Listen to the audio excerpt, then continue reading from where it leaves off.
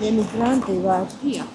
და კატასტროფული ფასებია, კატასტროფა, მე ამჩენა ფასები არ ვიცი. ძალიან საშინელება, არ ვიცი რა უნდა მოხდეს რა. თავრობის შეცვლის მეტი არ მოუხდება ამგეს არაფერი. თუ მოხდება ეგეც, ხო ძალიან კარგი, იმიტომ რომ ასეთი ფასები ახლა რო ვხედავ, მე აქ გაგიჟებული ვარ. თქვენ სადაც ცხოვრობთ, იქ რა ფასებია და იქ შედარება არა, საერთოდ რა ვიცი როგორ განსხვავდება არ ვიცი. აქ ესეთი ძვირი ფასები, ან როგორ გამხარს თავი არ ვიცი. ყველაზე მეტად რა გეძვირათ, აი რო ყველაფერი, ხორცი, ყველაფერი პროდუქტი, უფრო მეტად და ახლა მე არ მქონია შეხება სარიცხი და რაღაც ასეთ საშუალებები, პროდუქტი, რასაც თქვია, არის საშინელება. საშინელება. ჩვენთან ახლა მე საბერძნეთიდან ვარ და იქაც არის ახლა, მაგრამ ასეთი კი არა, იქ პენსია, ხელფასია, ნორმალურია, რაღაცა არის კიდევ და ახერხებს, სამსახურიც არის. ეხლა ბრუნდები მე რამოდენიმე დღეში და მაგ იმედი რომ იქ ვიმუშავებ და მექნებ. აქ რა უნდა გააკეთო?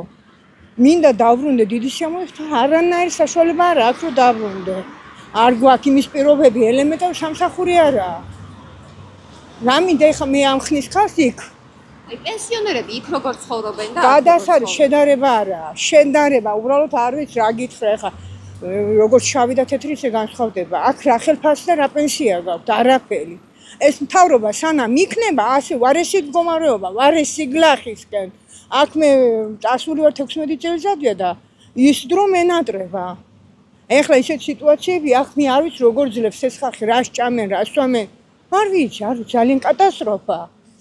აი პრემიერ მთავრობამ განაცხადა რომ არჩევნებში იქ ვეღარ მიიღებენ ემიგრანტებს. არ გვაძლევენ მაგის უფლებას. რატო შემიზღუდეთ მე მაგალითად ვეკითხები ამ მთავრობას, რატო არ მაქვს უფლება რომ მე ავირჩიო ვინც მინდა. აი ჩამოდითო და აქ აირჩი. როგორ ჩამოვლიან გენაცვალე შვილები უგდებათ, ქმარი უგდებათ, ოჯახი ენგრევათ, ყველაფერი და ვერ მოდიან. უსაბუთო იქაც რა დარხინებული ცხოვრება გვაქვს ჩვენ, მაგრამ გვაქვს იმის საშუალება რაღაცა ვიმუშაოთ და აქეთ ვაგზავნით. კაპიკს არ ვიტოვებთ, ვაგზავნით ყველაფერს აქეთ. არა გვაქვს იმის ფუფუნება, ჩვენ აქ რო ყოველ იმაში ჩამოვიდა, ხა გაჭირების მდგომარეობაში, უკიდურეს მდგომარეობაში მოვდივართ. ვინ ჩამოვა არჩევნებზე? ხალხი უსაბუთოდ არის ხალხი მართლა რომ უჭირთ. იქაც ისეთი მდგომარეობა. არა რომ ამ გადაწყვეტილებით მთავრობამ ემიგრანტებს ხმის უფლება ჩამოართვა. ჩამოართვა კი არა, გაგვასწორა მიწასთან. არ გვაძლევს იმის საშუალებას, რომ ჩვენი არჩევანი, ჩვენ მომავალს ღუპავენ, მომავალს გიღუპავენ.